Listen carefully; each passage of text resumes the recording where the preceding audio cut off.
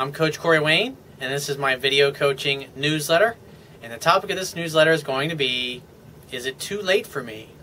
Well, I've got an email here from a viewer who he's written me before, and I guess apparently he's got one leg that's shorter than the others.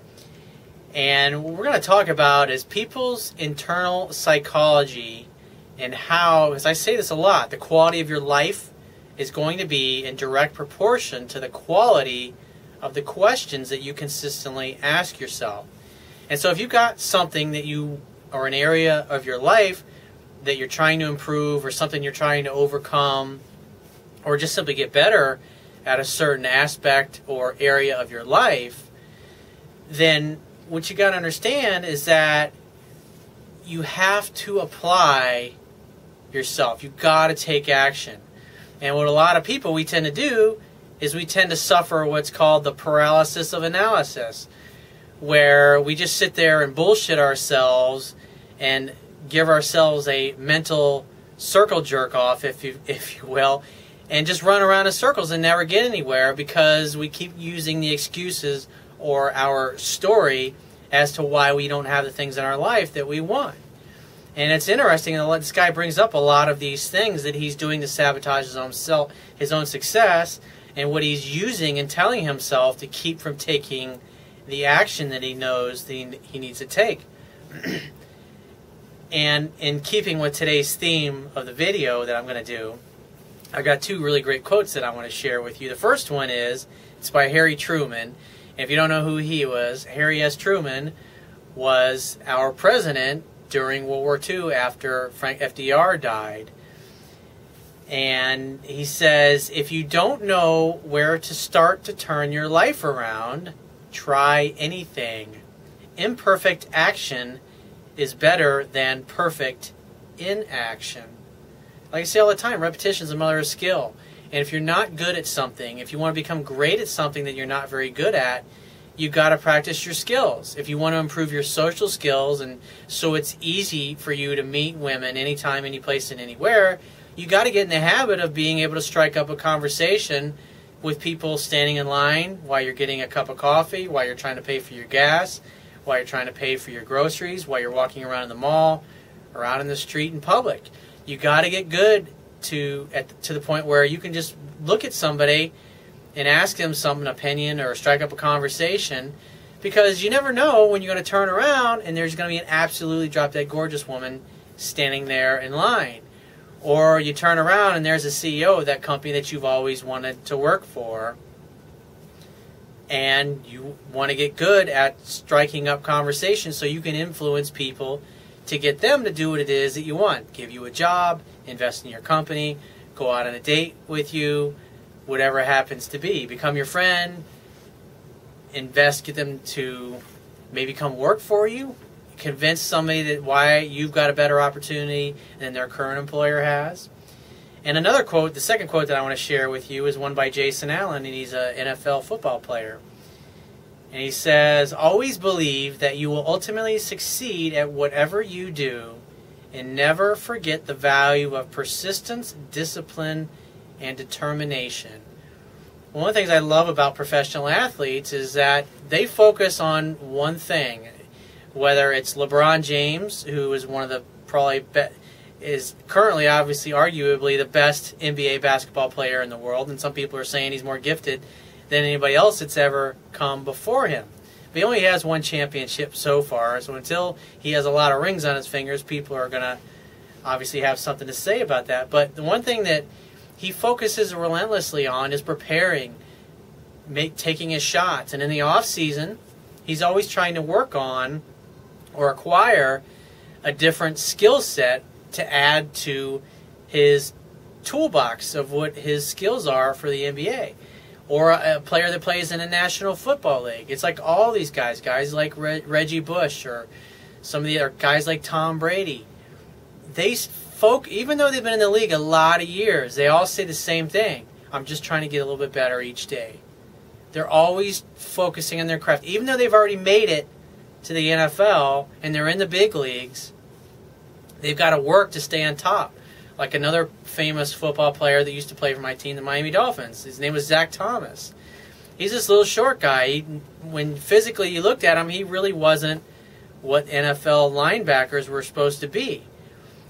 But he had a heart that was the size of a giant. He loved the game of football so much, but he knew that he wasn't as gifted physically as a lot of the other people that he was competing against in the NFL.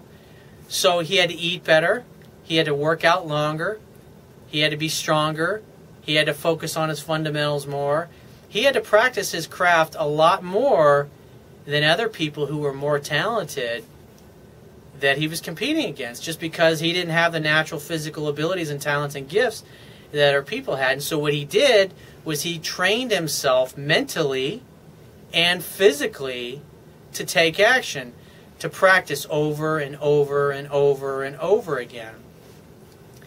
And so this viewer, he writes in, he says, "Hey, Corey," he says, "I hope you're having a great year so far. And this is my second email. And the first one you replied to in an article called Extremely Awkward with Women."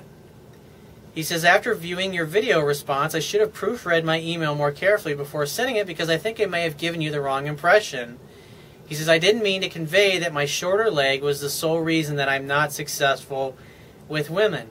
I know there are guys that are far worse off physically than myself that do very well with women, such as your quadriplegic friend and your Iraqi veteran friend that you mentioned." Correct. He says, "However, I do believe that was the case with some. I see it in their faces, and in life I can't control it." In other words, some of the women that are rejecting him because they don't like the fact that his leg is shorter. His one leg is shorter than the others. So he says, "What I meant to say is that given my age, I'm in my 40s, and practical inexperience, and my shorter leg combined seems to make me a walking red flag that women want nothing to do with." Again, that is a belief based upon your experience. But you got to understand that all of your experience up until this point was applying methods that don't work to create attraction. That's the bottom line. And so if you don't have a lot of success with women, then you obviously have not interacted with women in ways that create attraction, because there's plenty of examples that I can give in society of people that have physical ailments that are way more handicapped than you are, and they've achieved amazing things because they have not allowed their circumstances to define them. I mean, at the end of the day, you are where you are. Physically, you are the way you are. And if you can't change how you look physically overnight by getting yourself in shape, going to a gym, in this particular case, if one leg is shorter than the others, it is what it is. And there's not a lot you can do about it other than accept it. And so if you can't change your circumstances overnight, the only thing that you can change right now is what it means to you, is your beliefs about it. As I say all the time, the quality of your life is in direct proportion to the quality of the questions that you consistently ask yourself. And so he continues on. He says, "It's my experience, or my inexperience, that really bothers me. How do you get better with women without experience? And how do you get experience with women when they reject you?" Well, even when you're getting rejected, it's giving you experience. Because at the end of the day, if you ask out, say, like in the next 30 days, I'm going to ask out 100 women. That's your goal.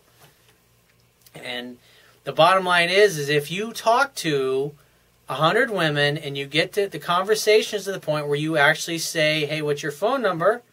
Or, "Hey, I got to run, but I'd love to meet up for a drink later on. When are you free to get together?" And you make definite plans. Out of those 100 women, most of them are going to reject you. They're not going to want anything to do with you. They're going to be married, or they're going to have a boyfriend, or they're going to just simply not be interested.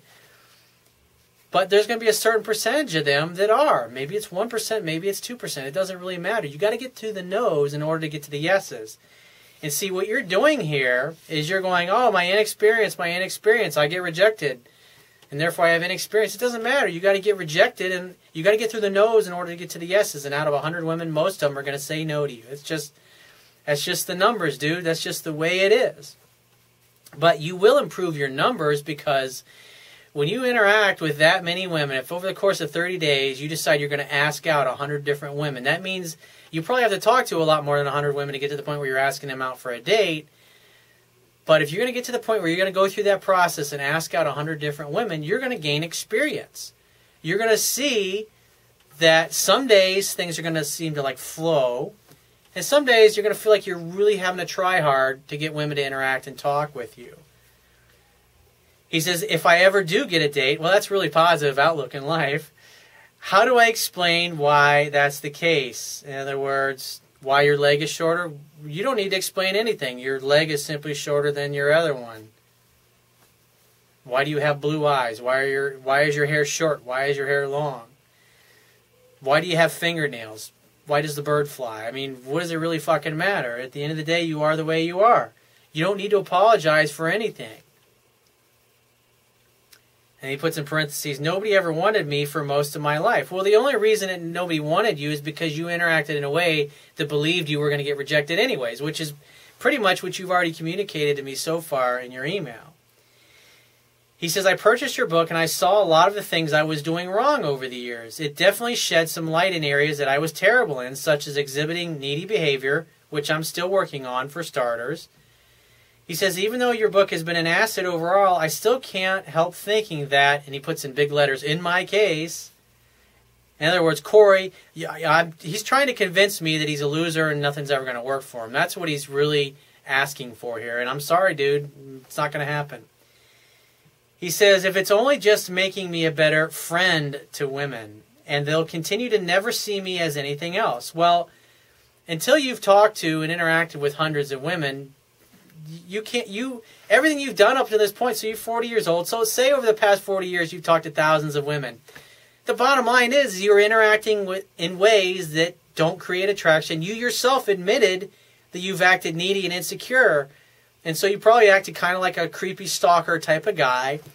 And so if you've been interacting with women that way for the past 40 years, well, of course you're pretty much always going to get rejected because you're not interacting in a way with women that communicates that you're successful with other women or that you have something to offer them, because you're basically apologizing for even being there talking to them in the way that you've handled yourself in the past. And the good thing is the past does not equal the future.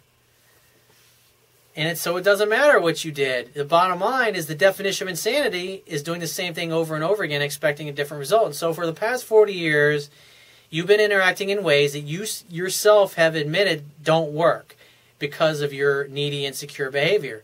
And so the only way that things are going to change is that if you start interacting with women in a way by going to the mall and practicing, just like I talk about in the video, improving your social skills, interacting with them in a way that communicates confidence and that you know what you're doing, that you understand how attraction works. And so instead of acting like a needy, insecure guy that hasn't had a date in 20 years, you come off acting like a guy who gets dates all the time with women. Two completely different mindsets, two completely different types of energy. He says, is it possible that I'm too old to basically start from square one, and if where I'm at is the furthest I'm ever going to get? I think you said something to the effect that a woman isn't going to want a man who doesn't know what he's doing or too inexperienced. If this is the case, what are my chances? Again, I look at you and you're just like a 20-year-old kid that's coming to me that's trying to lose his virginity. He doesn't have any experience either. So you got 20 years of bad experience. I mean, at least you've got experience of getting rejected and putting yourself out there. And so you've obviously survived till 40, 42, 43 years old at this point in your life. So, I mean, the bottom line is it doesn't matter. The only thing that matters is what you're going to do from this point forward. You know, interacting with women the way you've been interacting up to this point, it's not going to get you the success you want. And so the best thing you can do is apply what I teach and get some experience applying successful methods. And so until you've talked to several hundred women, you really haven't done anything yet. So like I said before, imperfect action is better than perfect inaction. So if you want my help personally, go to my website right now, click the products tab at the top of your screen, and book a paid phone coaching session. And I will talk to you soon.